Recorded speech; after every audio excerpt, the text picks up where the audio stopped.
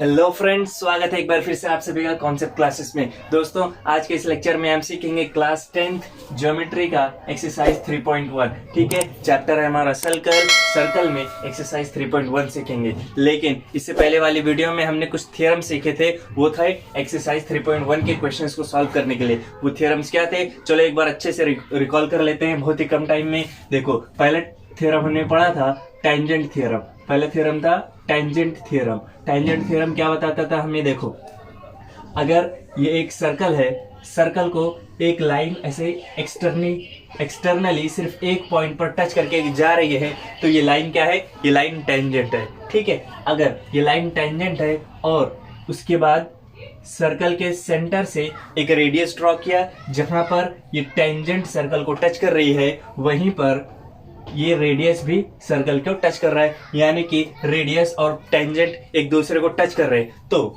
जहां पर रेडियस और टेंजेंट एक दूसरे को टच करेंगे वहां पर एक 90 डिग्री बनेगा, परपेंडिकुलर बनेगा। ठीक है, ये हमें बताता है टेंजेंट थ्योरम। उसके बाद दूसरा थ्योरम पढ़े थे कन्वर्स ऑफ टेंजेंट थ्योरम। क्या पढ़े थे? Converse of tangent theorem. Converse of tangent theorem. ठीक है, ये थ्योरम क्या बोलता है?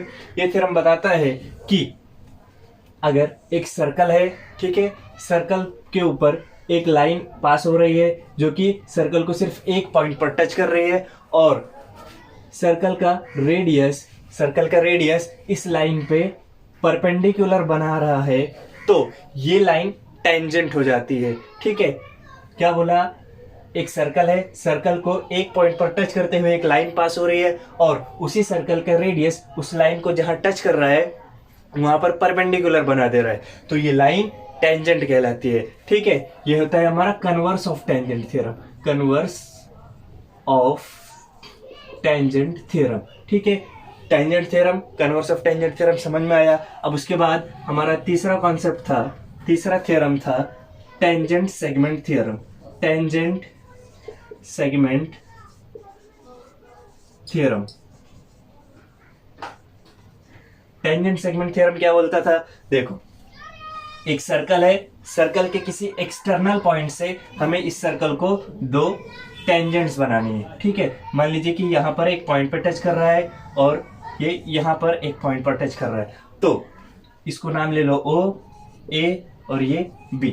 ठीक है, एक सर्कल है, सर्कल के किसी एक्सटर्नल पॉइंट से हम इस सर्कल के दो टेंजेंट्स बनाए। ठीक है, दो टेंजेंट्स बन गए। अब टेंजेंट सेगमेंट थ्योरम ये कहता है कि ये वाले टेंजेंट का लेंथ और ये वाले टेंजेंट का लेंथ इक्वल रहेगा। अगर ये 5 सेंटीमीटर है तो ये भी 5 सेंटीमीटर रहेगा, अगर ये 6 है तो ये भी 6 रहेगा। ठीक है, मतलब ये दोनों सेगमेंट्स, दोनों टेंजेंट्स का डिस्टेंस इक्वल रहेगा, लेंथ इक्वल रहेगा। ये था हमारा tangent theorem, converse of tangent theorem और टेंजेंट सेगमेंट थ्योरम। ठीक है, हमने फटाक से रिकॉल कर लिया।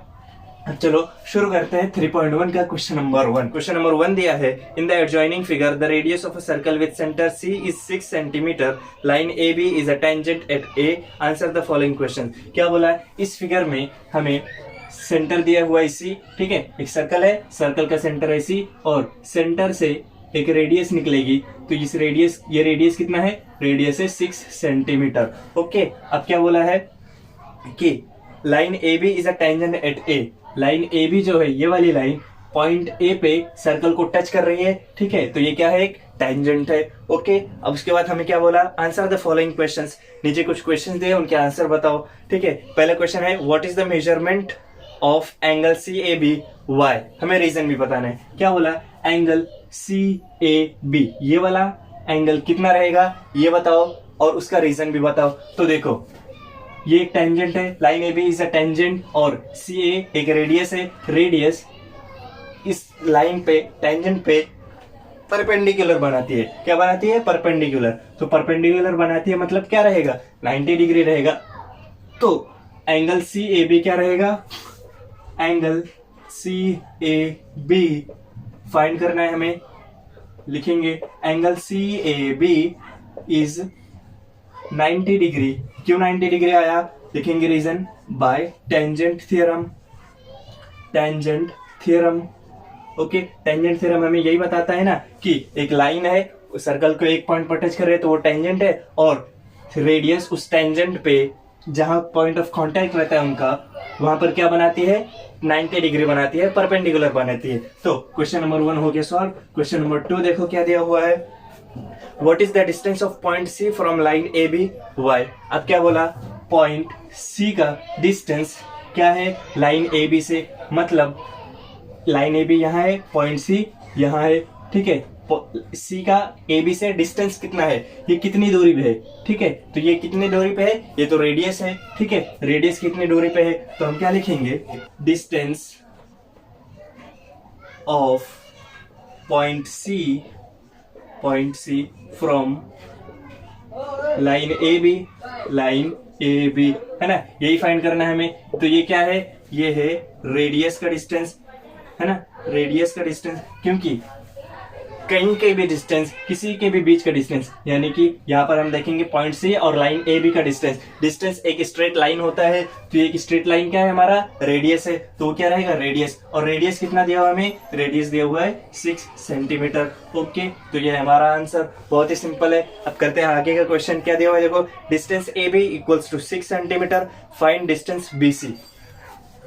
क्वेश्चन नंबर 3 क्या बोला, distance AB is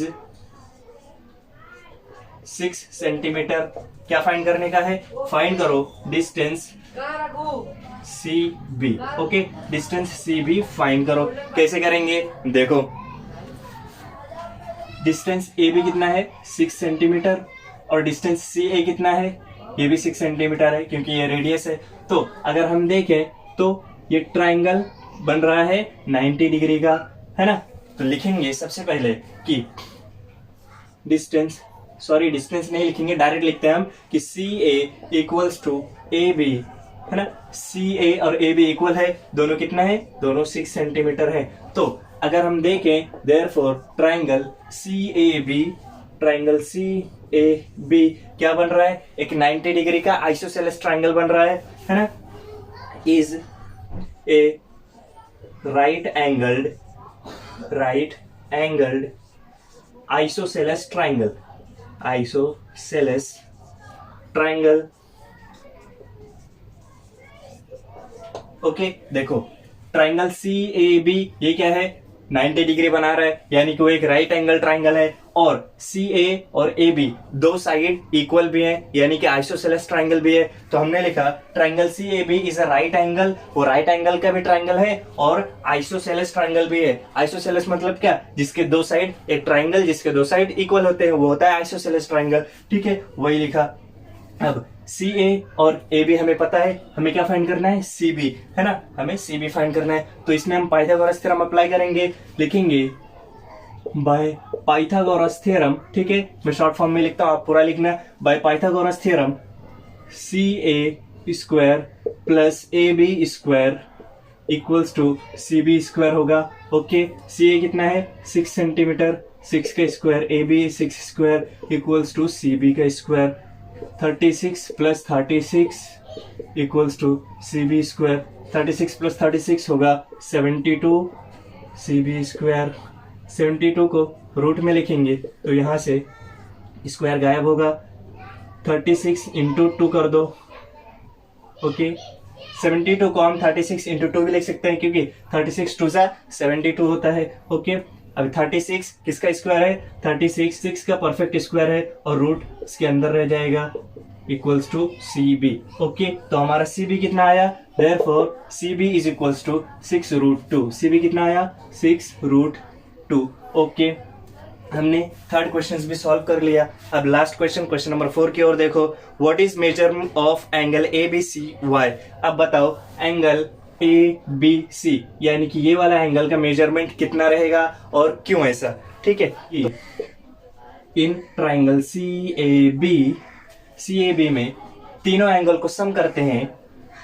in triangle CAB angle A plus angle B plus angle C तो क्या होगा 90 डिग्री 180 डिग्री होगा। क्यों 180 डिग्री होगा, सम ऑफ, लिखेंगे sum of all angles of a triangle of a triangle is 180, क्योंकि अगर एक ट्राइंगल है उसके तीनों एंगल्स को सम करेंगे, प्लस करेंगे, तो आंसर हमेशा क्या आता है 180 डिग्री। ठीक है, तो एंगल ए हमें पता है 90 डिग्री है, एंगल बी और एंगल सी हमें नहीं पता है, लेकिन हमें ये पता है कि ये दोनों आइसोसेलेस ट्राइंगल है, तो इस साइड के अपोजिट में जो एंगल रहेगा वो और ये वाला एंगल दोनों सेम रहेंगे, तो हम इन दोनों को कंसीडर कर लेते हैं x और इसको भी x। ठीक है, 180 डिग्री। ठीक, ये 90 डिग्री यहाँ चले जाएगा, 180 माइनस 90 और ये x प्लस x हो जाएगा 2x, तो 2x इक्वल्स टू 180 माइनस 90 होगा 90, तो x इक्वल्स टू 90 अपॉन 2 हो जाएगा। 2 1 जा 2, 2 4 जा 8, 1 बचा है, 2 5 जा 10, तो x कितना आया हमारा, x आया 45 डिग्री। यानी कि एक एंगल कितने का है 45 डिग्री का, ये x था दोनों, x की वैल्यू क्या आई 45 डिग्री, तो हमारा एंगल भी क्या रहेगा 45 डिग्री। तो हमने देखो सॉल्व कर लिया ना। क्वेश्चन नंबर 4 क्या पूछा था, what is the measure of angle ABC y, तो एंगल ABC यानी कि ABC ये वाला एंगल कितना रहेगा लिखेंगे एंगल ABC इज 45 डिग्री। ठीक है, ये हमने सॉल्यूशन दिया, यही है उसका रीजन। ठीक है, क्वेश्चन नंबर 1 कंप्लीट हो गया। अब करते हैं क्वेश्चन नंबर 2। अब देखते हैं क्वेश्चन नंबर 2 क्या दिया हुआ है। क्वेश्चन नंबर 2 दिया हुआ है, in the adjoining figure O is the centre of the circle. इस फिगर में O सेंटर है, उसके बाद क्या बोला, from point R segment RM and segment RN are tangent. क्या बोला, सेगमेंट RM ये वाली लाइन और RN ये वाली लाइन क्या है, दोनों टेंजेंट्स है। ठीक है, उसके बाद क्या बोला, OR equals to 10 centimetre and radius of circle is 5 centimetre. OR कहाँ है, OR ये इतना है, ये कितना है, ये 10 सेंटीमीटर है। उसके बाद क्या बोला, रेडियस 5 सेंटीमीटर। तो देखो ये सेंटर ऑफ द सर्कल है, सेंटर ऑफ द सर्कल से हम M तक, ठीक है, सर्कल पे एक पॉइंट तक हमने एक लाइन खींची तो रहता है रेडियस, और रेडियस कितना है 5 सेंटीमीटर। तो अगर हम यहाँ भी देखें, ये भी क्या रहेगा, रेडियस रहेगा, और रेडियस कितना है 5 सेंटीमीटर। ठीक है, इतना समझ में आया। उसके बाद हमें करना क्या है, then what is the length of each tangent segment. अब बताओ कि एक टेंजेंट सेगमेंट का मतलब इन दोनों सेगमेंट्स का लेंथ कितना रहेगा। तो क्या होता है, MR और NR इक्वल रहेंगे। क्यों इक्वल रहेंगे, बाय टेंजेंट सेगमेंट थ्योरम। ठीक है, हमने एक थ्योरम पढ़ा था tangent segment theorem. Tangent segment theorem बोलता था कि एक एक्सटर्नल पॉइंट से, ठीक है, एक सर्कल को दो टेंजेंट ड्रॉ करेंगे तो वो दोनों टेंजेंट्स का लेंथ इक्वल रहेगा, यानी कि यहाँ पर MR और NR इक्वल रहेगा। ठीक है, तो लिखते हैं MR will be equal to NR by tangent segment theorem by tangent segment theorem, tangent segment theorem। Okay, tangent segment theorem यही बोलता था ये दोनों लाइन इक्वल हो जाएंगी। उसके बाद क्या करना है,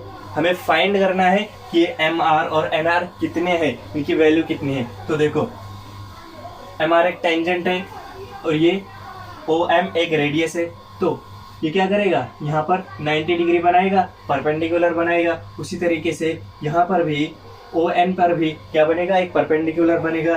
ठीक है, अब क्या करना है हमें, देखो अब यहाँ देखो कि अगर हम ट्राइंगल लें OMR, ठीक है, इन ट्राइंगल लिखते हैं, in triangle OMR, triangle OMR में एंगल M क्या है, एंगल M 90 डिग्री है, angle M equals to 90 degree. Therefore triangle OMR is a right angle triangle. अगर ये राइट एंगल ट्राइंगल है तो हम इसमें पाइथागोरस थ्योरम अप्लाई करेंगे तो हमें क्या मिल जाएगी, ये वाली साइड मिल जाएगी, क्योंकि OM हमें पता है, OR पता है, सिर्फ ये एक साइड नहीं पता, ये साइड पता चल गई तो ठीक है, हमें MR मिल गया, और MR जो रहेगा वही रहेगा NR भी। ठीक है, तो ये साइड हमें पता चलेगी पाइथागोरस थ्योरम अप्लाई करके। लिखेंगे bye Pythagoras theorem, Pythagoras theorem apply करेंगे तो क्या होगा, देखो OR हाइपोटेनियस है, 90 डिग्री के अपोजिट में जो साइड रहती है वो हाइपोटेनियस रहती है, हो जाएगा OR square equals to OM square plus MR square. ठीक है, OR कितना है 100 यानी कि 10 यानी कि आ जाएगा 100। ओके, 10 का स्क्वायर 100। OM कितना है 5 का स्क्वायर हो जाएगा 25। MR कितना है हमें नहीं पता है, तो MR square as it is लिखो। ओके, ये 100 25 प्लस में था, यहाँ आकर माइनस में बन जाएगा -25, तो ये MR square as it is 100 100 minus 25 होता है 75। ओके, ये एम आर से अगर स्क्वायर हटाएंगे तो यहाँ पर रूट आएगा। अब 25 इंटू 3 भी लिख सकते हैं हम, रूट 75 को रूट 25 इंटू 3 लिखेंगे, और 25 परफेक्ट स्क्वायर है 5 का, तो 5 बाहर निकल जाएगा रूट के, और रूट के अंदर रहेगा 3। ठीक है, तो हमारा एम आर क्या आया, एम आर आया 5 रूट 3। ठीक है, एम आर कितना आया 5 रूट 3, मतलब ये कितना है 5 रूट 3 सेंटीमीटर रहेगा। अगर एम आर 5 रूट 3 सेंटीमीटर है तो एन आर भी कितना रहेगा 5 रूट 3 सेंटीमीटर रहेगा। तो हमने पहला क्वेश्चन सॉल्व कर लिया। देयरफॉर लिखेंगे, therefore M R equals to N R which is equals to 5 root 3 centimetre. ठीक है, पहला क्वेश्चन हो गया हमारा कंप्लीट। अब दूसरा क्वेश्चन देखो क्या दिया हुआ है, what is the measure of angle M R O. ठीक है, कहा है एंगल एम आर ओ, यानी कि ये वाला एंगल का मेजरमेंट कितना है। वे कैसे करेंगे, देखो ये वाला एंगल हमें पता है 90 डिग्री, ये वाला एंगल और ये वाला एंगल, दो एंगल हमें नहीं पता। ठीक है, तो क्या करते हैं, देखो हमें इस एंगल के अपोजिट में जो साइड है उसका मेजरमेंट पता है, उसका लेंथ पता है। ठीक है, ये पता नहीं, एंगल तो पता नहीं है हमें, उसके अपोजिट साइड में जो साइड है उसका मेजरमेंट हमें पता है। तो देखो हमने चैप्टर नंबर 2 पाइथागोरस थ्योरम में एक 30 डिग्री 60 डिग्री 90 डिग्री वाला थ्योरम पढ़ा था। ये थ्योरम क्या बोलता था कि साइड अपोजिट टू 30 डिग्री क्या होता है 1/2 इंटू हाइपोटेनियस। उसी तरीके से साइड अपोजिट टू 60 डिग्री होता है √3/2 इंटू हाइपोटेनियस। ओके, तो इस ट्राइंगल में ट्राइंगल OMR में 30 डिग्री अगर हम इसको कंसीडर करें, ठीक है, एंगल आर को अगर 30 डिग्री कंसीडर करें तो इसके अपोजिट में कौन सा साइड है OM, और OM की वैल्यू क्या है 5 सेंटीमीटर। तो यहाँ लिखेंगे साइड अपोजिट टू 30 डिग्री क्या आया 5 centimetre equals to 1/2 into hypotenuse का है, इसमें हाइपोटेनियस है 10। ठीक है, 10, 2 1 2 2 5 10। तो यहाँ देखो 5 इक्वल्स टू 5 आ रहा है, यानी कि यहाँ क्या लगेगा, ये आ जाएगा 30 डिग्री। ओके, अब ये 90 है, ये 30 है, तो ये ऑटोमेटिकली क्या आ जाएगा 60 डिग्री। लेकिन इसका भी प्रूफ करके देखते हैं हम लोग। देखो साइड अपोजिट टू 60 डिग्री क्या रहता है √3/2 इंटू हाइपोटेनियस, लेकिन हमें साइड दिया हुआ है 5√3, यह √3/2 इंटू हाइपोटेनियस 10 था, 2 1 2 2 5 10, तो ये भी आ गया ना 5√3। यहाँ भी 5√3 है और यहाँ भी 5√3 है, मतलब यहाँ भी क्या आएगा 60 डिग्री आएगा। ठीक है, उम्मीद करता हूँ ये समझ में आया होगा। अब देखो तो हमें एंगल मिल गया, कौन सा एंगल चाहिए था हमें, एंगल MRO। एंगल MRO क्या है, एंगल MRO देयरफॉर लिखेंगे, therefore angle MRO equals to 30 degree. कैसे आया, इसका रिजल्ट लिखेंगे बाय कन्वर्स ऑफ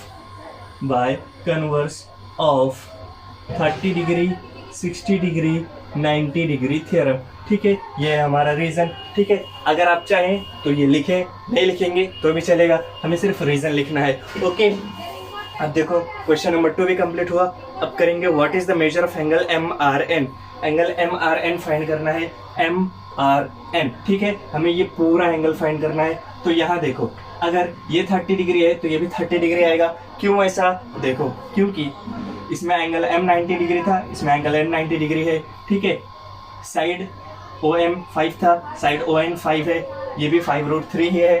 तो यहाँ पे अगर हम लगाएं 30 डिग्री 60 डिग्री 90 डिग्री थ्योरम, तो ये भी हमें मिलेगा 30 डिग्री और ये भी मिलेगा हमें 60 डिग्री। ओके, तो हम लिखेंगे सिमिलरली। ठीक है, सिमिलरली, इतना पूरा फिर से सॉल्व नहीं करते हुए हम सिर्फ एक वर्ड लिखेंगे सिमिलरली, और उसके बाद लिखेंगे एंगल NRO। ठीक है, कौन सा एंगल NRO, ये वाला angle equals to 30 degree. Okay, ये वाला एंगल भी 30 डिग्री प्रूफ हो गया। अब क्या करना है, हमें एंगल MRN की तरफ बढ़ते हैं। तीसरा क्वेश्चन पूछा है हमें मेजरमेंट ऑफ एंगल MRN। तो देखो MRN में MRO और NRO, ये वाला एंगल और ये वाला एंगल दोनों आ रहा है, ये 30 है, ये 30 है, तो हम लिखेंगे angle MRN equals to angle MRO plus angle NRO। ओ, है ना। इन दोनों एंगल्स को प्लस कर देंगे तो ये बड़ा वाला एंगल आ जाएगा। तो क्या है ये MRO है 30 डिग्री और NRO भी है 30 डिग्री, दोनों को ऐड किए तो क्या आएगा 60 डिग्री। देयरफॉर एंगल MRO कितना आया हमारा, एंगल MRO आया 60 डिग्री। ठीक है, इसी तरीके से कंप्लीट हुआ हमारा क्वेश्चन नंबर 2 भी। बहुत ही सिंपल है ये वाला पार्ट, अगर आप चाहें तो लिखें, नहीं लिखेंगे तो भी कोई दिक्कत नहीं। ठीक है, चलिए करते हैं क्वेश्चन नंबर 3। नंबर 3 देखो क्या दिया हुआ है। क्वेश्चन नंबर 3 दिया हुआ है segment RM and segment RN are tangent segments of circle with centre O। ठीक है, गिवन में हमें दिया हुआ है RM और RN टेंजेंट सेगमेंट्स है किसके, सर्कल विद सेंटर O, यानी कि इस सर्कल के टेंजेंट है MR और NR। ठीक है, उसके बाद क्या बोला, prove that segment OR bisects angle MRN as well as angle MON। क्या बोला, प्रूव करो कि OR ये वाली लाइन बाइसेक्ट कर रही है एंगल MRN, यानी कि MRN ये वाले एंगल को और MON ये वाले एंगल को बाइसेक्ट कर रही है। तो लिखेंगे कैसे प्रूफ, देखो प्रूफ रहेगा कि अगर MR और NR टेंजेंट्स है, if MR and NR are tangents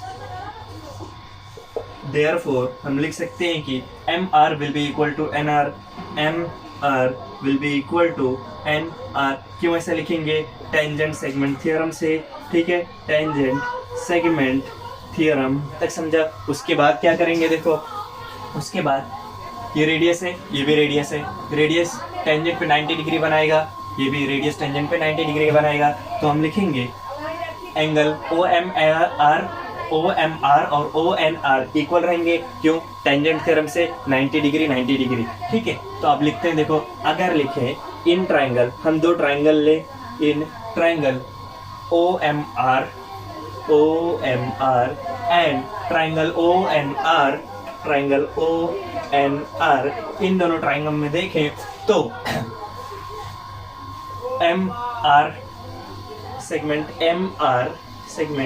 MR congruent रहेगा सेगमेंट NR से, सेगमेंट NR से। ठीक है, क्यों, टेंजेंट थ्योरम से, टेंजेंट सेगमेंट थ्योरम से ये दोनों क्या रहेंगे, इक्वल रहेंगे। उसी तरीके से ये वाला एंगल भी इक्वल रहेगा, ये एंगल OMR कॉन्ग्रुएंट रहेगा एंगल ONR से, एंगल ONR से। ठीक है, ये वाला और ये वाला एंगल कॉन्ग्रुएंट रहेगा। क्यों रहेगा, क्योंकि क्या बोलता है, ये हमें बोलता है टेंजेंट थ्योरम।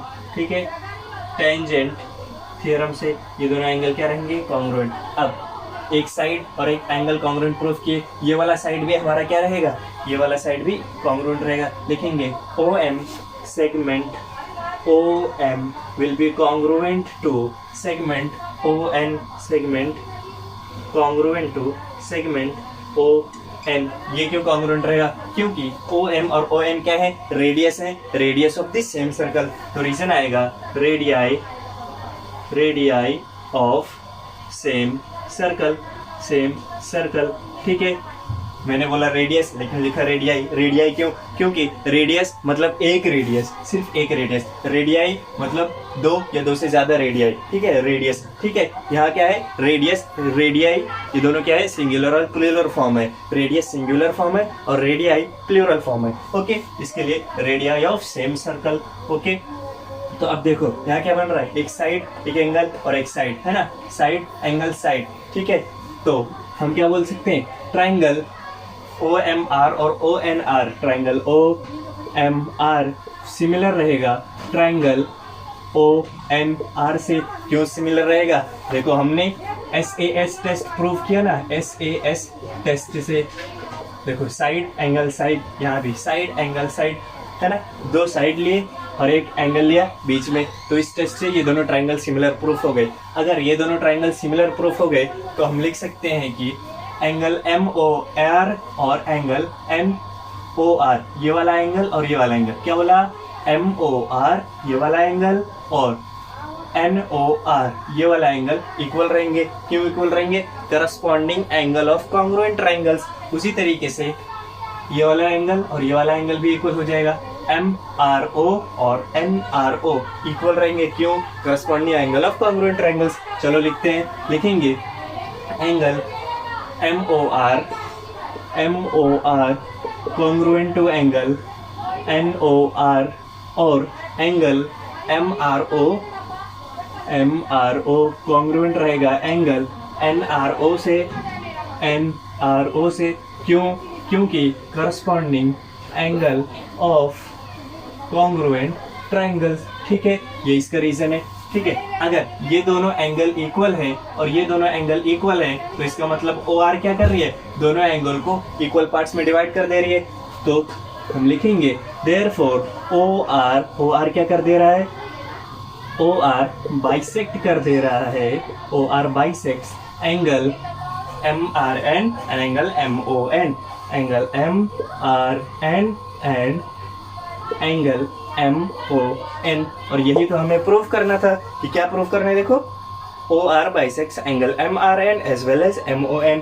MRN और MON को OR बाइसेक्ट कर रहा है, यही हमें प्रूव करना था। प्रूफ हो गया, इसी तरीके से सॉल्व हो गया क्वेश्चन नंबर 3। अब करते हैं लास्ट क्वेश्चन नंबर 4। देखो क्या दिया हुआ है, what is the distance between two parallel tangents of a circle having radius 4.5 centimetre. यानी कि हमें एक सर्कल दिया हुआ है, ठीक है, सर्कल का रेडियस है 4.5 centimetre.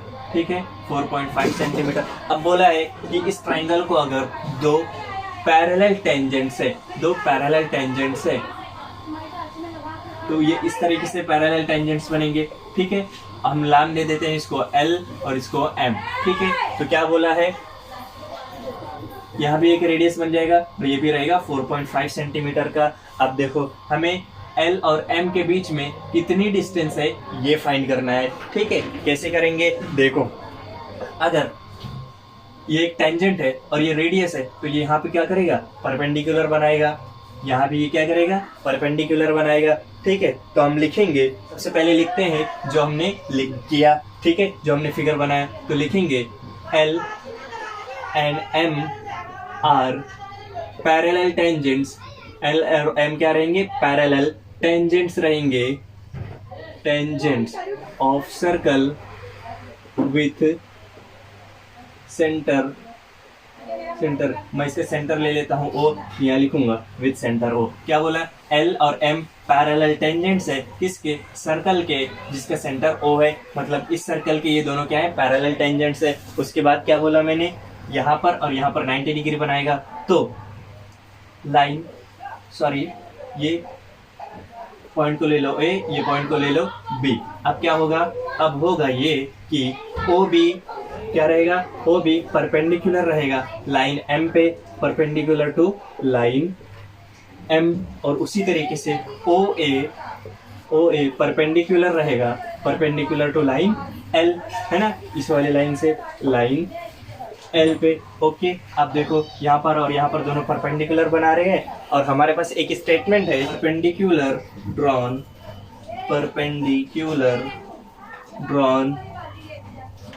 From a point to parallel lines are collinear. ठीक है, इसका मतलब क्या हुआ कि परपेंडिकुलर ड्रॉ करोगे किसी भी एक पॉइंट से पैरेलल लाइंस को, तो वो लाइंस क्या रहेंगी, परपेंडिकुलर क्या रहेगा, कोलिनियर रहेगा। तो हमने देखो ये परपेंडिकुलर ड्रॉ किया इस लाइन पे, तो ये परपेंडिकुलर ड्रॉ किया इस लाइन पे, यानी L और M पे हमने परपेंडिकुलर ड्रॉ किया OB और OA। तो OA और OB क्या रहेंगे, OA और OB क्या रहेंगे, कोलिनियर। मतलब कि A और O और B क्या है, कोलिनियर आ जाएंगे। ठीक है, एक लाइन में आएंगे। और अगर ये एक लाइन में आ रहे हैं तो हम क्या बोल सकते हैं कि OA और OA प्लस OB करोगे तो क्या आ जाएगा, AB आ जाएगा। ठीक है, और AB ही क्या है, एक परपेंडिकुलर डिस्टेंस है लाइन L और M के बीच में। तो हम लिखेंगे OA की वैल्यू लिखो पहले 4.5 प्लस OB भी है 4.5, तो इक्वल टू आ जाएगा क्या, AB के बराबर आ जाएगा। 4.5 प्लस 4.5 क्या आ जाएगा 9। ठीक है, मतलब AB क्या आया 9, लेकिन AB लाइन L और लाइन M के बीच का परपेंडिकुलर डिस्टेंस है। ये स्टेटमेंट भी हमें लिखना पड़ेगा। तो लिखेंगे, यहाँ लिखता हूँ कि line AB is perpendicular distance. Line AB is the perpendicular distance between L and M. ठीक है, L और M के बीच में AB एक परपेंडिकुलर डिस्टेंस है, तो लाइन L और M के बीच का डिस्टेंस क्या रहेगा? देयरफॉर AB कितना आया हमारा? 9 सेंटीमीटर। Okay, 9 centimetre. अगर हमें क्वेश्चन में सेंटीमीटर मीटर नहीं दिया हुआ है, हमें सेंटीमीटर दिया हुआ है, तो ये क्या रहेगा? 9 सेंटीमीटर ही हमारा आंसर है। ओके, समझ में आया? बहुत ही कम स्टेप्स में बहुत ही जल्दी सॉल्व किया है हमने, लेकिन आपके टेक्स्ट बुक में कुछ अलग मेथड दिया है। वो मेथड में भी हमें लास्ट में इस सेंटेंस पे आना पड़ रहा है। ठीक है, पहले इन दोनों को कोलिनियर अलग से प्रूफ करके हमें इस पॉइंट पे आना पड़ रहा है, उसके बाद ये पॉइंट यूज कर रहे हैं, फिर हम AO प्लस OB यूज कर रहे हैं। लेकिन मैंने डायरेक्ट ये पॉइंट दिया, आप ये सॉल्व करोगे तो भी फुल मार्क्स मिलेंगे, कोई टेंशन कोई दिक्कत की जरूरत नहीं है। ठीक है, तो इसी तरीके से हमारा कंप्लीट हुआ एक्सरसाइज 3.1 के चारों क्वेश्चंस। अब मिलेंगे नेक्स्ट लेक्चर में एक्सरसाइज 3.2 लेकर। तब तक के लिए बाय बाय।